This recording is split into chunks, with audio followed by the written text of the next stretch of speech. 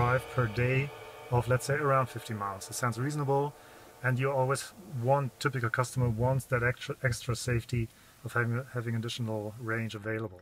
Yeah. So with the 122 miles of nominal range, you can do your 50 comfortably every day, no matter what conditions are around.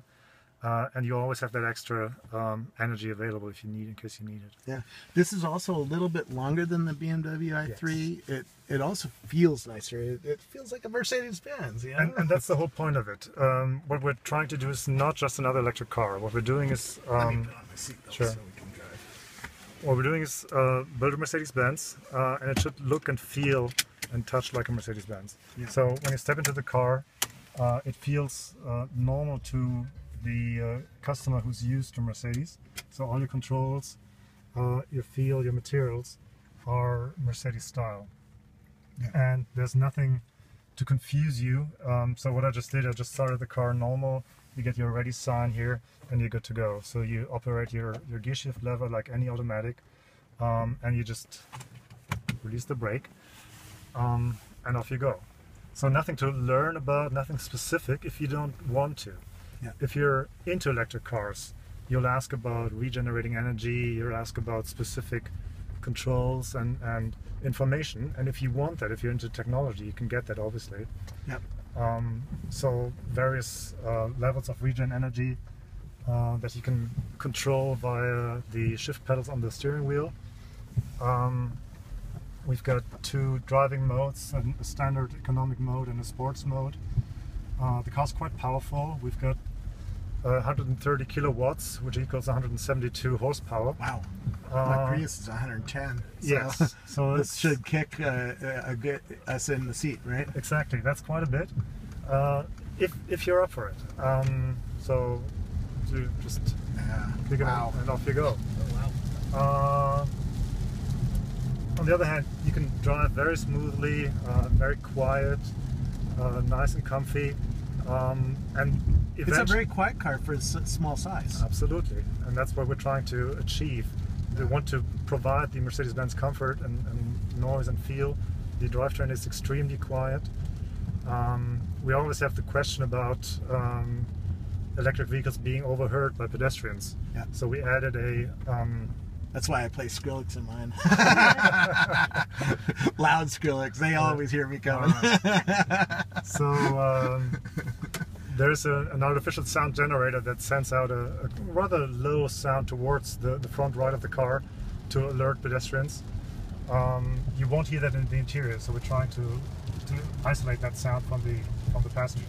Do you have any driving assistance? We talked about autonomous vehicles. Are you doing like front-facing radar yes. or anything like that? Because the BMW does not, and yeah. that was a major minus for me. Because my Prius has front-facing radar. Yeah. We call it radar-assisted cruise control, right?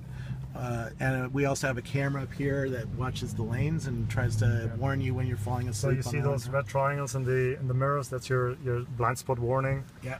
So you've got lane departure assist, which just knocks on your steering wheel. We've got a front collision prevention assist, which is a small radar sensor in the front that alerts you if you approach an obstacle too fast.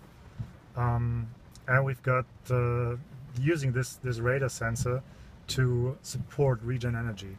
So in other words, if there's an obstacle in front of you, the car will automatically brake down using regen braking in order to regain as much energy as possible. For people who don't know the difference, if you brake slowly and constantly, you can use the electric motor to regenerate exactly. electricity back into the battery. Correct. If you brake too fast, then you use the caliper to and you waste electricity because you're converting potential energy into heat, and that's not good, right? You want to slow down constantly and slowly so you get the power back. There we go. Couldn't have said it any better. Absolutely perfect explanation. See, I did study something in physics. I barely remember physics. And when I mentioned earlier, it depends very much on the customer type.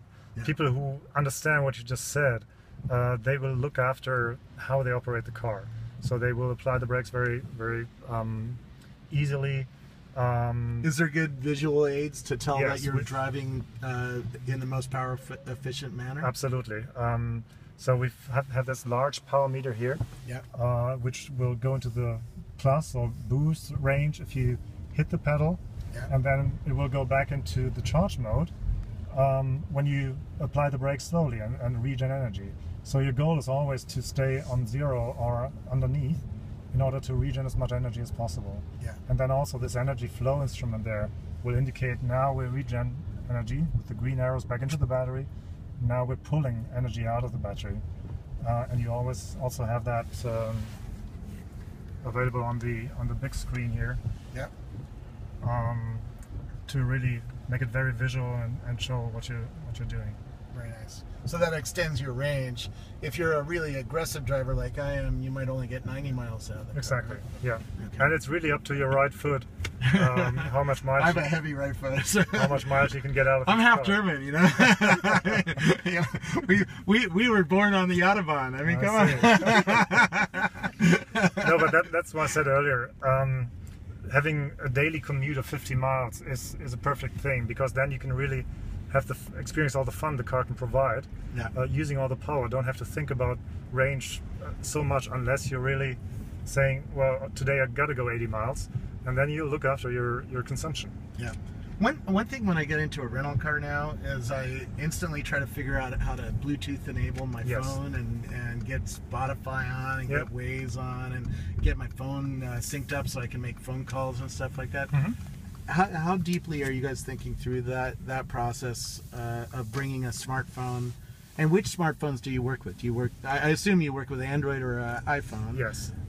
What happens when you bring one of those phones into the car? So a couple of things. The functions you just mentioned is normal Bluetooth connectivity, which is standard in the car. Obviously. But it's hard to figure out on some cars. And you're selecting your phone and you go for it. So that's rather simple. Through the central operation knob here, you can just connect. And basically, while you're driving, you shouldn't do it while you're driving, but it's rather easy to connect that. So the other thing with electric vehicles, you've got obviously much more options of providing connectivity with the vehicle. So all the cars are equipped with a communication module as a standard that via GSM communicates with the backend server. So the vehicle constantly sends vehicle information to that backend server, which you can access through your smartphone or through your laptop, and you can get a state of charge of the car. You can get the available range of any time. You can see the charging process. You'll get the end of the charge information all through your smartphone. So you have a Mercedes-Benz app on your phone?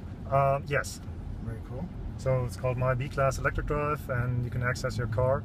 You got to pair your phone with the car. Can you see where your car's parked in case you forgot it at an airport you or something? can't see automatically. You can say I'm parked here, and then later on lead you back to there. Okay. Cool. Anything else we should know about this car? You know, it's an electric car. We saw the trunk. It's a really beautiful trunk. It's very quiet. It's you can get used to that. Yeah. Driving electric cars is ultimately a lot of fun, but also very relaxing. You can just cruise and don't have any noise disturbance. The one thing you might want to know about the car, we worked together with Tesla on this vehicle. So the drivetrain and the battery is provided by Tesla here from Silicon Valley, as you know. Yep. And that's a very fruitful cooperation in this particular vehicle. Elon Musk is the man. Well, he's got a lot of good people there. Yeah. And we worked with Tesla before on other projects, so this is the latest one. And yeah, we're very happy with that. Yeah.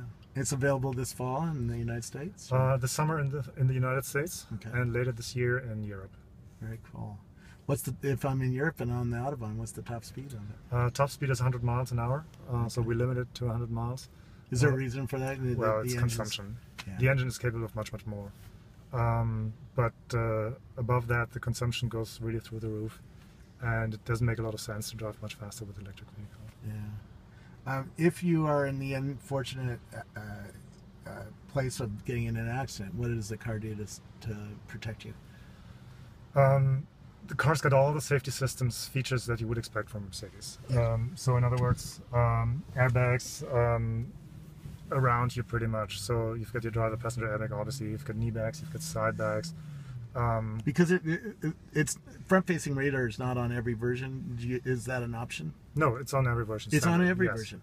So does it predict that you're about to hit something, and does it Yes. start doing things? Yes. Okay.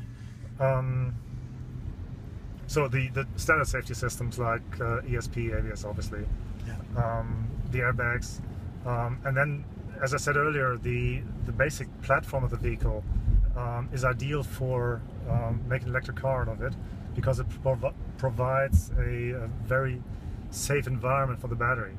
Since it's placed in that semi-sandwich, it's right beneath long members, right behind a cross member, high up in the car, so the battery is well protected.